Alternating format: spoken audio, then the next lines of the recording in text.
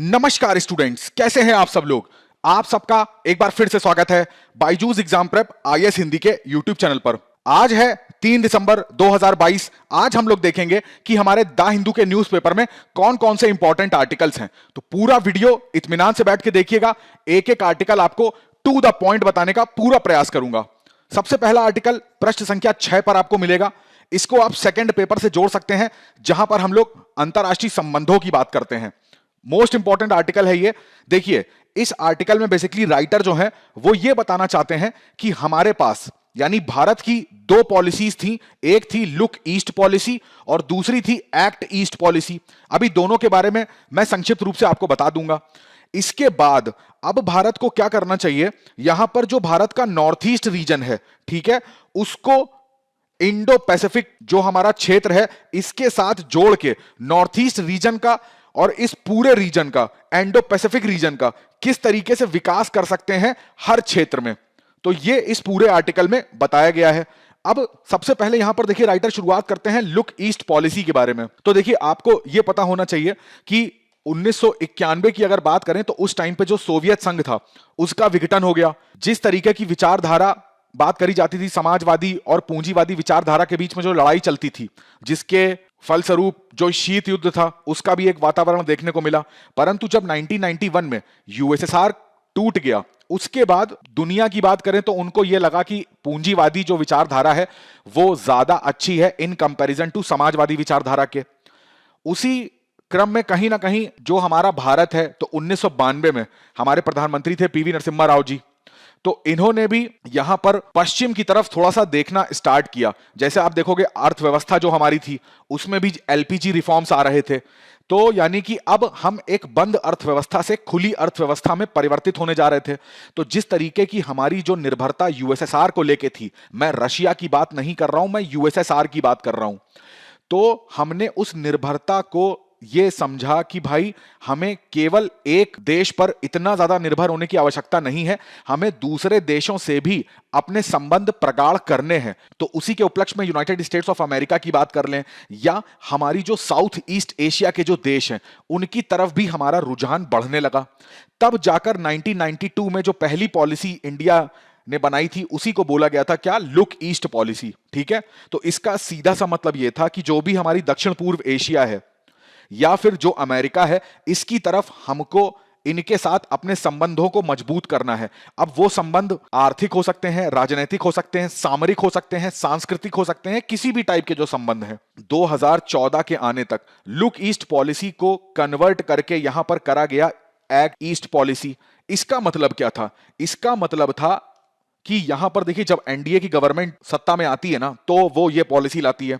तो यहां पर हमारे प्रधानमंत्री के द्वारा आपको पता होगा 4 सी दिए गए थे। इसका मतलब क्या है?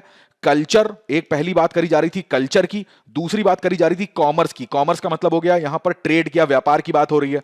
तीसरी बात यहां पर थी कनेक्टिविटी की, यानी कि किस तरीके से जुड़ाव हो सकता है। और चौथा और मोस्ट इंपॉर्टेंट था कैपेसिटी बिल्डिंग, यानी कि क्षमता निर्माण की यहां पर बात करी जा रही थी। 4 जो घटक दिए गए थे, इसी का मतलब था एक्ट ईस्ट पॉलिसी। मतलब अब जो दक्षिण पूर्व एशिया है उनके देशों के साथ पहले तो हमारे जो संबंध रहे, अब उनको इन चारों घटकों के अंतर्गत हमें और ज्यादा मजबूत करना है। भाई देखो, सबसे बड़ी बात यहां पर थी कल्चर की। लोग एक दूसरे से रिश्ते बनाते हैं। यहां पर अगर देशों की बात करें तो रिश्ते बनना स्टार्ट होते हैं आर्थिक रूप से। सबसे पहला, कोई भी देश है दूसरी कंट्री के पास जाएगा तो सबसे पहले वो अपने जो बिजनेस के रिलेशंस हैं उनको मजबूत करने की कोशिश करेगा। अब यहां से वस्तुओं का आदान प्रदान होगा। अब वो वस्तुएं भिन्न भिन्न प्रकार की हो सकती हैं, परंतु यहां पर यह देखा जाता है जो भू राजनीतिक जो विज्ञान होता है उसके पुरोधा होते हैं, उसके महारथी होते हैं, वो हमेशा बताते हैं कि दो देशों को जो संस्कृति है उसमें भी आपस में जुड़ना चाहिए। यहां पर बात करी जा रही है किस जुड़ाव की? यहां पर बात करी जा रही है पीपल टू पीपल रिलेशनशिप की, यानी कि एक देश के लोग दूसरे देश के लोगों की जो उनकी संस्कृति है उसको पहचाने। और यह पॉसिबल कैसे हो सकता है? जाहिर सी बात है भाई, दो देश एक्स और वाई हैं, तो एक्स से कुछ देश जाएंगे वाई में, यहां पर कोई एक महोत्सव वाई जो है वो ऑर्गेनाइज कराए, जिससे कि वाई को एक्स देश के लोगों के बारे में जानने का मौका मिले, उनके परिधान के बारे में, उनकी भाषा के बारे में, उनकी संस्कृति के बारे में, वो लोग उनकी लाइफस्टाइल कैसे रहते हैं। वही काम वाई के लोग जब एक्स में आएंगे तो करेंगे। जब लोगों का आपस में जुड़ाव होता है ना, एक दूसरे की संस्कृति का आदान प्रदान होता है, अच्छा ये व्यंजन खाते हैं, अच्छा ये कपड़े पहनते हैं, तो ये हम भी पहनेंगे, तो इनसे ना और ज्यादा संबंध प्रगाढ़ होते हैं। तो यही बात यहां पर एक्ट ईस्ट पॉलिसी में कही गई थी कि अब कल्चर का आदान प्रदान हम लोग करेंगे। दूसरी बात यहां करी गई थी जो व्यापार वाली, जो पहले से ही चली आ रही थी, अब यहां पर व्यापार को और ज्यादा बढ़ाने की बात करी जा रही थी। अब यहां पर बात हो रही है कि भाई फ्री ट्रेड एग्रीमेंट कैसे हो सकता है, कितने कम से कम रिस्ट्रिक्शन लगाए जा सकते हैं। तीसरी इंपॉर्टेंट बात जैसे कनेक्टिविटी की, तो अब एक देश जो है वो दूसरे देश में जाने के लिए, अब जैसे ये भारत है, तो यहां पर जो ईस्ट एशिया की बात करें तो यहां पर जुड़ाव कैसे हो सकता है। देखिए, समुद्री रास्ते से जुड़ाव तो प्राचीन काल से रहा है, परंतु क्या स्थल मार्ग से जुड़ाव हो सकता है, इसको और कैसे मजबूत करा जा सकता है, इसके बारे में एक्ट ईस्ट में बातें होने लगी थी। जैसे आप कालादान प्रोजेक्ट के बारे में सुने होंगे। चौथा यहां पर बात हुई कैपेसिटी बिल्डिंग की, यानी कि क्षमता निर्माण की। अब उदाहरण के तौर पे इसरो है, बहुत अच्छी तकनीक है इनके पास सैटेलाइट के संदर्भ में, पीएसएलवी, जीएसएलवी, एसएसएलवी, हर टाइप की विशेषज्ञता इसने हासिल कर ली है। अब यहां पर इसरो का कर्तव्य क्या होना चाहिए कि जो हमारे साउथ ईस्टर्न कंट्रीज हैं उनके साथ इस जानकारी को साझा करें, उनके सैटेलाइट्स को यहां पर भेजने में मदद करें, इनके जो भी वैज्ञानिक हैं, यहां पर जो स्टूडेंट्स हैं, यूनिवर्सिटीज हैं, कॉलेजेस हैं, वहां पर भारत अपने हर फील्ड का ज्ञान जो है इनके साथ साझा कर सकता है। तो इसी को बोला जा रहा है कि उनकी क्षमता को हम किस तरीके से बढ़ा सकते हैं। अब जैसा कि आप इस मैप में देख पा रहे हो, तो इस मैप का ये वाला जो एरिया आप देख रहे हो, इसी को बोलते हैं इंडो पैसिफिक रीजन। अब ये इंडो पैसिफिक रीजन का मतलब क्या होता है? इंडो का मतलब होता है इंडियन ओशन यानी कि हिंद महासागर, और ये पैसिफिक ओशन यानी कि प्रशांत महासागर। तो जो देश इन दोनों महासागरों के संलग्न रहते हैं उसी रीजन को हम लोग इंडो पैसिफिक रीजन बोलते हैं। अब ध्यान से इस रीजन को देखो तो ये इंडो पैसिफिक रीजन तो एक बड़ा सेट हो गया। इसी के अंदर ऐसा नहीं था कि ये कोई पहला ग्रुप यहां पे बना था। आप अगर एशियान देशों की बातें करोगे तो एशियान देश भी यहीं पर आते हैं। इसी के अलावा यदि आप बिम्स्टेक कंट्रियों की बात करोगे तो बिम्स्टेक कंट्रीज भी यहीं पर आते हैं। तो यानी कि बिम्स्टेक से भी हमारा सहयोग है, एशियान से भी हमारा सहयोग है, और एक बड़े स्तर की बात करते हैं तो अब यहां पर बात करते हैं इंडो पैसिफिक रीजन की। अब अगर इंडो पैसिफिक रीजन की बात करें टोटल अप्रोक्सीमेटली, देखिए इसकी कोई बाउंड्री तो डिसाइडेड है नहीं, तो ऐसा बोला जाता है कि लगभग 38 देश इस पूरे रीजन में आते हैं। अगर एरिया की बात करें, पूरे पृथ्वी का भौगोलिक जो एरिया है तो 44% एरिया इसमें आता है। अगर यहीं पे पॉपुलेशन की बात कर लें, जनसंख्या की, तो वो 65% है। इसी तरीके से जब जीडीपी की बात करते हैं तो पूरी पृथ्वी के जीडीपी का 62% केवल इस एरिया से आता है। इसी प्रकार जब आप यहां पर व्यापार की बात करते हो ना, ट्रेड की, तो 46% जो ट्रेड होता है वो इन्हीं देशों के बीच में होता है। तो इतनी ज्यादा महत्व है इस पूरे इंडो पैसिफिक रीजन का। दूसरा देखिए, इंडो पैसिफिक रीजन में बात करी जाती है संयुक्त राज्य अमेरिका की, यहां पर ऑस्ट्रेलिया आ गया, जापान आ गया, यहां पर आपको चाइना भी देखने को मिलेगा। तो अब देखिए, यूएसए भी एक ही प्लेटफॉर्म पर आ रहा है, यहीं पर आपको चाइना भी देखने को मिल रहा है, भारत भी यहीं देखने को मिल रहा है, जबकि आपस में देखेंगे तो मतभेद है। अब यहां पर जापान की बात करें तो यहां पर तो साउथ चाइना सी है, जिस तरीके से ये अपना आधिपत्य यहां पर करता है। तो यूएसए का, इंडिया का, ऑस्ट्रेलिया का, जापान का, इन्हीं 4 देशों का यहां पर एक और समूह देखने को मिलेगा आपको, क्वाड। मेन फोकस करता है कि इस क्षेत्र में शांति बनी रहे, प्लस जिस तरीके से चाइना अपना प्रभुत्व बढ़ाता जा रहा है तो उसको भी काउंटर करने के लिए कोई ना कोई ग्रुप यहां पर होना चाहिए।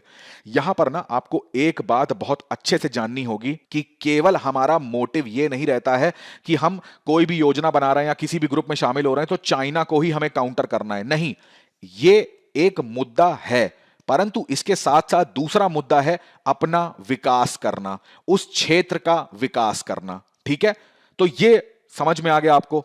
अब आर्टिकल पे वापस आते हैं, अब बात करते हैं कि नॉर्थ ईस्ट जो राज्य हैं उनसे यहां पर राइटर क्या अपेक्षा कर रहे हैं। देखिए, यहां पर राइटर ये बताते हैं कि देखिए यहां पर नॉर्थ ईस्ट जो है उसको क्या बोलते हैं, 7 सिस्टर्स के नाम से जानते हैं, और एक ब्रदर है वहां पर सिक्किम। तो यहां पर सरकार को क्या करना चाहिए, जैसे बात करी जाती है मणिपुर की, तो अब मणिपुर यहां बताते हैं कि देखिए हमको क्या करना चाहिए, मेडिकल टूरिज्म का हब बनाना चाहिए। मेडिकल टूरिज्म का क्या मतलब होता है? मेडिकल टूरिज्म का मतलब होता है, अब मणिपुर की आप लोकेशन देखोगे तो इसी के आसपास आपको म्यांमार भी देखने को मिलेगा, बर्मा देखने को मिलेगा, और जो एशियान कंट्रीज हैं वो भी थोड़ी थोड़ी दूर पे देखने को मिलेंगे। तो अगर आप नॉर्थ नॉर्थ ईस्ट के किसी रीजन को आप प्रमोट करते हो, उसका विकास करते हो मेडिकल टूरिज्म में, तो यहां से लोग मेडिकल अपनी जो भी प्रॉब्लम्स हैं वो सॉर्ट आउट कराने यहां आ सकते हैं।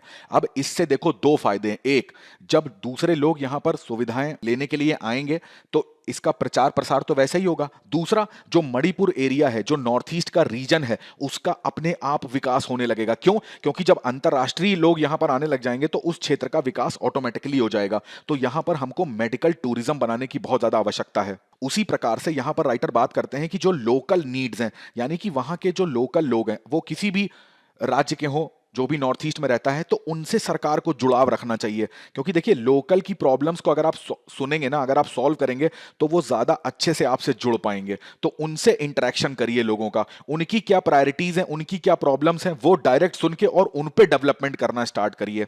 क्योंकि देखिए, हमें अगर इंडो पैसिफिक रीजन की बात करनी है ना, तो हमें नॉर्थ ईस्ट को बहुत ज्यादा डेवलप करना है। साउथ ईस्ट एशिया तक पहुंचने के लिए नॉर्थ ईस्ट का डेवलपमेंट बहुत ज्यादा जरूरी है। और इसके दो फायदे हैं। एक तो हमारा जो इंडो पैसिफिक रीजन है उसको भी हम स्ट्रॉन्ग करेंगे, किस सेंस में? कनेक्टिविटी के सेंस में। और दूसरा, नॉर्थ ईस्ट का विकास करेंगे, जो वो एक बहुत समय से चला आ रहा है कि वो भारत से अपना अलगाव महसूस करते हैं, तो वो चीज भी खत्म करने का ये एक सुनहरा मौका हो सकता है। जिस तरीके से हम लोग हमेशा से सुनते आए हैं कि नॉर्थ ईस्ट में एक इंसर्जेंसी रहती है, वहां पर जो आंतरिक सुरक्षा के मुद्दे से बहुत ज्यादा सेंसिटिविटी रहती है। क्योंकि देखिए, वहां पर क्या होता है कि क्षेत्रवाद की मांग रहती है, वो शुरुआत से नॉर्थ ईस्ट के एरिया में रही है। तो हमें वहां पर भी क्या करना चाहिए, इस मुद्दे को भी वहां पे लोगों से, वहां की जो जनजाति समूह है, उनके साथ बैठ के सॉल्व करने का प्रयास करना चाहिए। और मेन फोकस हमें करना चाहिए वहां के डेवलपमेंट का। जितना हम नॉर्थ ईस्ट को डेवलप करेंगे, उतना हम कनेक्टिविटी मजबूत करेंगे साउथ ईस्ट एशिया के साथ, उतना जो हमारा इंडो पैसिफिक रीजन है उसको, उसके साथ हम जुड़ाव महसूस करेंगे। और यहां पर राइटर बताते हैं, देखिए, नॉर्थ ईस्ट में एक प्रॉब्लम और रहती है, जैसे आप सुनते होंगे, वो होती है, जैसे आपने गोल्डन ट्रायंगल का नाम सुना होगा, और एक होता है गोल्डन ट्रायंगल, एक होता है गोल्डन क्रिसेंट। कमेंट करके मुझे बताइए दोनों में से कौन कौन से देश आते हैं। तो जिस तरीके से यहां पर जो ड्रग ट्रैफिकिंग होती है, ठीक है, जिस तरीके से बॉर्डर क्राइम होता है, स्मगलिंग होती है, और इसके अलावा भी जो रिफ्यूजी वाली एक्टिविटीज होती हैं, अब बहुत से ऐसे लोग होते हैं जो रिफ्यूजी की आड़ में भारत में प्रवेश कर जाते हैं और भारत में हिंसा फैलाने की कोशिश करते हैं। तो ये भी हमारे लिए एक बहुत बड़ी चुनौती का विषय है। अब सोच के देखो, यहां पर लॉजिक लगाओ कि यदि हम वहां के लोकल लोगों से मतभेद रखेंगे, उनकी बात नहीं सुनेंगे, तो इससे वहां पर जो आंतरिक अशांति है वो तो उत्पन्न हो ही रही है, प्लस जो ये सारी प्रॉब्लम्स हैं, इनके बारे में भी हमको ज्यादा डीप पता नहीं चल पाएगा। हमें इनके बारे में पता करने के लिए ना लोकल के लोगों पर अपना भरोसा दिखाना पड़ेगा। वो हमको बताएंगे कि देखिए, यहाँ पर जो लोग आए हैं वो इस तरीके से यहाँ पर ड्रग ट्रैफिकिंग कर रहे हैं, या फिर हमें संदेह है कि ये लोग अच्छे नहीं हैं। तो उस तरीके से एक जो होती ना कि गोपनीय सूचना, तो लोकल लोगों के साथ भरोसा उन पे स्थापित करने के बाद ही हमें वो सारी चीजें पता लग पाएंगी। अब जैसे असम राइफल्स का यहाँ पर नाम लेते हैं, तो ये लोग वहाँ की सुरक्षा को बड़ा ध्यान देते हैं। तो इस तरीके से हमको लोकल लोगों के साथ अपनी सिक्योरिटी की जो एजेंसीज हैं उनका समन्वय और ज्यादा बढ़ाना होगा। इकोनॉमिक डेवलपमेंट को हमें यहां पर प्रायोरिटी देनी होगी। अब इकोनॉमिक डेवलपमेंट में कैसे? जैसे वहां पर जो रोड्स हैं, तो नॉर्थ ईस्ट के जितने भी स्टेट हैं, ठीक है, 7 सिस्टर्स हैं, इसको तो आपस में कनेक्ट करो ही करो, प्लस इनके साथ साथ जो हमारे नेबरिंग कंट्रीज हैं वहां पर भी रोड्स की कनेक्टिविटी करो। और ये नॉर्थ ईस्ट को देश से भी कनेक्टिविटी इसकी होनी चाहिए। जब कनेक्टिविटी अच्छी होती है तभी कोई कंपनी किसी भी क्षेत्र में जाकर निवेश करती है। अब जैसे आप देखते हो कि दिल्ली का एनसीआर का रीजन है, बैंगलोर है, हैदराबाद है, तो यहां पर मोस्टली आपको आईटी कंपनी देखने को मिलेंगी। तो ऐसा क्यों होता है? क्योंकि अब देखिए, यहां पर क्या इंटरनेशनल एयरपोर्ट्स भी आपको मिल जाएंगे, मेट्रो मिल जाएगी, रोड्स की कनेक्टिविटी बहुत अच्छी मिल जाएगी, रेलवे बहुत अच्छी मिल जाएगी। तो एक स्थान से आदमी दूसरे स्थान तक जल्दी से जल्दी जा सके, तभी कंपनियों का निवेश आता है। तो नॉर्थ ईस्ट में भी हमको रोड कनेक्टिविटी पे जोर देना होगा। जैसे ही हम इस पे जोर देंगे ना, तो हमारा दूसरे देशों के साथ कनेक्टिविटी मजबूत होगी, प्लस नॉर्थ ईस्ट में जब कंपनीज आएंगी ना, तो यहां पर जॉब भी क्रिएट होगी। जो वहां के लोकल यूनिवर्सिटीज के वहां के लोग हैं, उनको जॉब ज्यादा से ज्यादा मिलेगी। तो लोकल का डेवलपमेंट जितना करोगे, उतना हम नॉर्थ ईस्ट का जो भरोसा है वो हम जीत सकते हैं। रिसर्च और डेवलपमेंट की फैसिलिटी नॉर्थ ईस्ट में सरकार को एस्टेब्लिश करनी चाहिए। जो इंडियन कंपनीज हैं और जो फॉरेन इन्वेस्टर हैं, दोनों को हमें यहां पर लुभाने का प्रयास करना चाहिए कि भाई नॉर्थ ईस्ट में आके अपना जो भी निवेश है वो आप करें। यहां पर राइटर बताते हैं, देखिए नॉर्थ ईस्ट में ना बहुत ज्यादा पोटेंशियल है ग्रोथ करने का, बट हमें एक स्ट्रैटेजिक जरूरत है, हमें एक बिजनेस कम्युनिटी की जरूरत है जो कंट्रीब्यूट कर सके यहां पर आके, और उसके लिए सरकार ऐसी नीतियां बनाए जिससे कि जो कंपनीज हैं, चाहे वो भारतीय हो चाहे वो विदेशी हो, यहां पर आकर्षित हो अपना बिजनेस करने के लिए। अब देखिए यहां पर मेन मुद्दा क्या आ जाता है कि India, US, Japan, Thailand, Sri Lanka, Bangladesh, तो ये सब क्या है, कल्चरल डायमेंशंस इनमें बहुत ज्यादा अलग अलग हैं। अब वही बात आ जाएगी कि देखिए यहां पर जो म्यूजिक है, अब इंडियन म्यूजिक हो, बांग्लादेश का अपना म्यूजिक है, थाईलैंड का म्यूजिक है, डांस, ड्रामा, कुजीन यानी कि जो भोजन है, इन सब की ना, इनके लिए हमें कुछ ऐसा करना चाहिए कि ये चीजें लोगों के बीच में शेयर हों। तो उसके लिए कई सारे कल्चरल फेस्ट जो हैं वो ऑर्गेनाइज करा सकती है सरकार। एक दूसरे के जो सांस्कृतिक संबंध है, हमको उनको मजबूत करने की बहुत जरूरत है, तभी हम इंडो पैसिफिक के साथ अपने नॉर्थ ईस्ट को जोड़ पाएंगे। तो अब आप मुद्दा समझ गए होंगे कि क्या यहां पर बात राइटर कहना चाह रहे हैं। ये जो चीजें हैं वो याद रखिएगा कि एशियान देश, अब चूंकि इसमें एशियान का जिक्र हुआ है इसलिए मैंने सोचा कि ये स्क्रीनशॉट आपको मिल जाए। उसी के साथ साथ बिम्स्टेक भी याद रखिएगा। अगला आर्टिकल आपको प्रश्न संख्या 6 पे मिलेगा। इसको आप सेकंड पेपर से जोड़ सकते हैं जहां पर हम लोग अंतर्राष्ट्रीय संबंधों की बात करेंगे। अब देखिए G20 के ऊपर बहुत सारे आर्टिकल हम लोग चर्चा कर चुके हैं। यहां पर इस आर्टिकल में जो मेन बात है वो मैं आपको बताता हूं, यहां पर ये आर्टिकल में क्या निकाला है। यहां देखिए लिखा ही हुआ है ग्रेट रिस्पॉन्सिबिलिटी। इसका मतलब क्या हुआ, G20 एक इतना बड़ा समूह, विश्व की 20 टॉप की अर्थव्यवस्थाएं भारत में आने वाली हैं। इनके एक से एक बड़े उद्योगपति जो हैं, जो इंडस्ट्रियलिस्ट हैं इन कंपनीज में, जो इन देशों में हैं, वो सब आने वाली हैं। यहाँ पे बड़े बड़े जो मिनिस्टर्स होते हैं वो सब इंडिया आने वाले हैं। इसी के साथ साथ इन 20 मेंबर्स के जो राष्ट्र अध्यक्ष हैं वो सब इंडिया आएंगे। तो इतना बड़ा प्लेटफॉर्म इंडिया को मिला है, तो यहाँ पर प्लेटफॉर्म के साथ साथ इंडिया की रिस्पॉन्सिबिलिटी भी बढ़ जाती है। किस बात की रिस्पॉन्सिबिलिटी, कि यहाँ पर किस टाइप के टॉपिक्स इंडिया चूज करता है। यहां पर देखिए राइटर बताते हैं, स्टार्टिंग करते हैं इस आर्टिकल की G20 का, जिस तरीके से इंडिया ने लोगो बनाया। ठीक है, यहां पर लिखा हुआ है वसुधैव कुटुंबकम। अब वसुधैव कुटुंबकम का मतलब क्या हुआ कि पूरा जो विश्व है, जो पूरा संसार है, वो एक फैमिली की तरह है, और उसी को यहां पर थीम बनाया गया है, one earth, one family, one future. तो यहां पर राइटर बताते हैं कि जब आपकी थीम ऐसी होती है ना, तो इसका सीधा सा मतलब होता है कि आप वही मुद्दे यहां पर रखोगे जो सबके लिए कॉमन होंगे। ठीक है, ऐसा नहीं है कि आप के देश में कोई प्रॉब्लम है, आपने इतने बड़े प्लेटफॉर्म पर वो प्रॉब्लम डिस्कस कर दी। देखिए प्रॉब्लम को रखने का अपना एक तरीका होता है, ठीक है, बट यहां पर जैसे इंडोनेशिया की बात करें तो उसने क्लाइमेट चेंज के मुद्दे को यहां पे रखा, उसने डिजिटल जो लिटरेसी होती है उसके मुद्दे को यहां पे रखा, कैसे जो इकोनॉमी है इन देशों की उसको सुधार सकते हैं, ऐसे मुद्दे उसने यहां पे रखे। ठीक है, तो यहां पर भी राइटर बोलते हैं कि इंडिया को भी ऐसे मुद्दे यहां पर रखने चाहिए जो सारे देशों के बीच कॉमन हो। क्योंकि देखिए यहां पर आएगा चाइना भी, यहां पर आएगा यूएसए भी, यहां पर रूस भी आएगा। तो अगर इंडिया ने कोई एक ऐसा सब्जेक्ट एक्स चुन लिया, हो सकता है चाइना उसके पक्ष में हो, यूएसए ना हो, तो G20 के अंदर ग्रुपिंग ना हो जाए। ठीक है, इतना बड़ा जो अपॉर्चुनिटी हमको मिली है वो हमारे हाथों से मिस ना हो जाए। जिस पर सभी लोगों का कंसेंसस होता है वही यहां पर हमको मुद्दे रखने होंगे। अब यहां पर जैसे बात करी जा रही है काउंटर टेररिज्म की, मुद्दा हो गया। दूसरा यहां मोस्ट इंपॉर्टेंट बात करी जा रही है आपूर्ति श्रृंखला की। ये सब पॉइंट लिखते रहिएगा, ठीक है। काउंटर टेररिज्म की यह पॉइंट है आपूर्ति श्रृंखला। अब देखिए चाइना, कोविड के आने के बाद चाइना पर जो निर्भरता दूसरे देशों की थी, जब चाइना में जीरो कोविड पॉलिसी लगी तो वहां पर उत्पादन एकदम ठप हो गया। तब जाके दूसरे देश जो थे वो जागे और उन्होंने सोचा कि हमें उसका कोई ना कोई विकल्प जरूर खोजना होगा, क्योंकि जिस तरीके से अभी प्रॉब्लम सबने फेस करी है, तो आगे भी मान लीजिए रूस यूक्रेन का युद्ध हुआ, तो अब यूक्रेन से रूस ने जो गेहूं थे, जो फर्टिलाइजर थे, सूरजमुखी तेल था, वो जाने के लिए मना कर दिया। अब यहां पर यूरोप में त्राहिमाम हो गया उसके लिए। रूस के ऊपर इतने लोगों ने, मतलब यूरोपियन कंट्रीज ने सैंक्शन लगाए, तो अब रूस से कोई तेल नहीं खरीद सकता।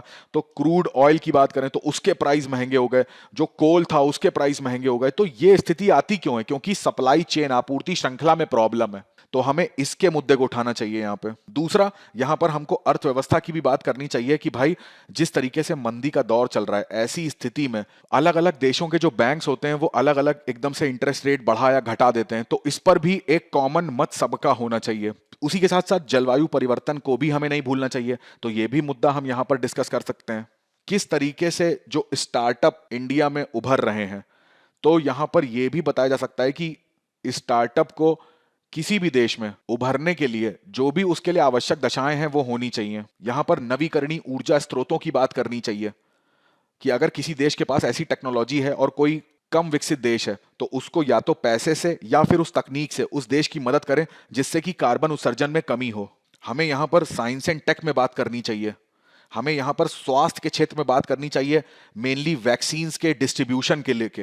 ह्यूमन राइट्स का मुद्दा यहाँ पर उठाया जा सकता है, जो डिजिटल जिस तरीके से एजुकेशन है उसका मुद्दा यहाँ पर उठाया जा सकता है, क्रिप्टो करेंसी, बिटकॉइन, तो इनसे साइबर सिक्योरिटी का मुद्दा भी उठ सकता है। क्योंकि भाई जितना आदमी डिजिटली अपने आप को बदलेगा तो साइबर जो अटैक होते हैं उनकी भी संभावनाएं बढ़ती चली जाएंगी।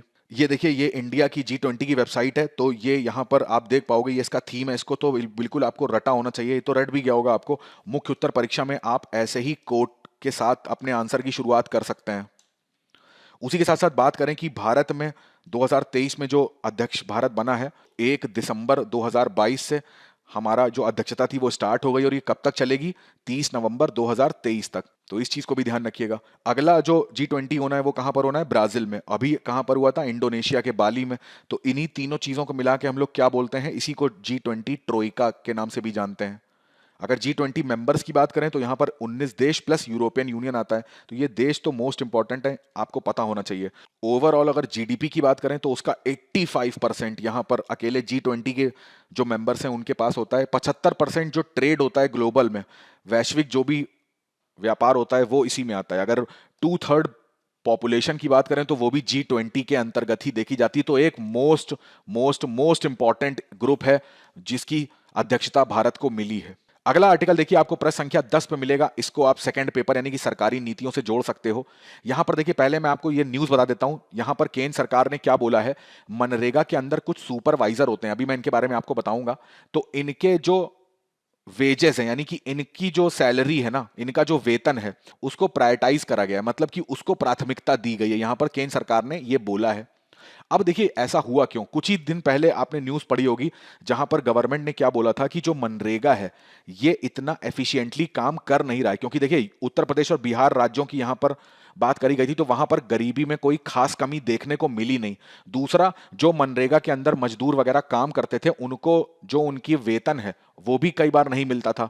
तो इसकी सबकी जांच करने के लिए सरकार ने एक समिति का निर्माण यहां पर करा था। ठीक है, अब वो समिति को 3 महीने का समय दिया गया है कि वो अपनी रिपोर्ट दे। दूसरा, आज के आर्टिकल में क्या संदर्भ था वो भी मैंने आपको बता दिया। अब देखिए यहां पर बेसिकली प्रॉब्लम क्या आई। यहां पर प्रॉब्लम आ रही है कि लोग जो मनरेगा में काम करते हैं ना, उनको वेतन जो है वो समय पर मिलता नहीं है, कई कई बार बहुत ज्यादा डिले हो जाता है। तो अब होता क्या है, बड़े ध्यान से समझिएगा। मान लीजिए ये कोई एक्स क्षेत्र है, ठीक है, यहां पर क्या होता है, ये सब लोग मनरेगा के अंतर्गत काम करते थे। अब आपको ये पता होना चाहिए कि मनरेगा जो है उसके अंतर्गत किस व्यक्ति को काम मिल सकता है। तो वो व्यक्ति कैसा होना चाहिए? वयस्क होना चाहिए, ठीक है, 18 वर्ष से अधिक उम्र का होना चाहिए, प्लस इसका इंटरेस्ट होना चाहिए काम करने में, मतलब काम करने की इच्छा हो इसके अंदर। दूसरा, इसको काम कैसा मिलेगा? अकुशल कार्य मिलेगा, ठीक है, ये भी चीज ध्यान रखिएगा। तो जब ये सारी कंडीशंस फुलफिल हो जाती हैं तो सरकार की जिम्मेदारी होती है कि 15 दिनों के भीतर इसको काम देने की गारंटी देनी पड़ेगी, है ना। ये नहीं कि केवल आपने कह दिया कि काम मिलेगा और काम मिला नहीं और बात टलती चली गई, नहीं। 15 दिनों में अगर सरकार ऐसा काम नहीं करती है ना, सरकार को इसके लिए अलग से बेरोजगारी भत्ता इसको देना पड़ेगा। जहां पर ये व्यक्ति रहता है उसके 5 किलोमीटर के दायरे में ही इसको काम देना पड़ेगा, ये भी कंडीशन है। अगर 5 किलोमीटर से डिस्टेंस दूर होती है तो इसको जो ट्रैवल करने में जो भी भत्ता लगेगा, जो खर्चा आता है, वो भी सरकार इस व्यक्ति को पे करेगी। तो यहां पर होता क्या है कि यहां पर मान लीजिए इतने लोग मनरेगा के अंतर्गत काम करते हैं, तो ये पूरा जो एक्स क्षेत्र है ना, इसका एक सुपरवाइजर चुना जाता है, ठीक है। इसी का काम होता है कि ये काम को देखना प्लस इनको वेतन वगैरह देना।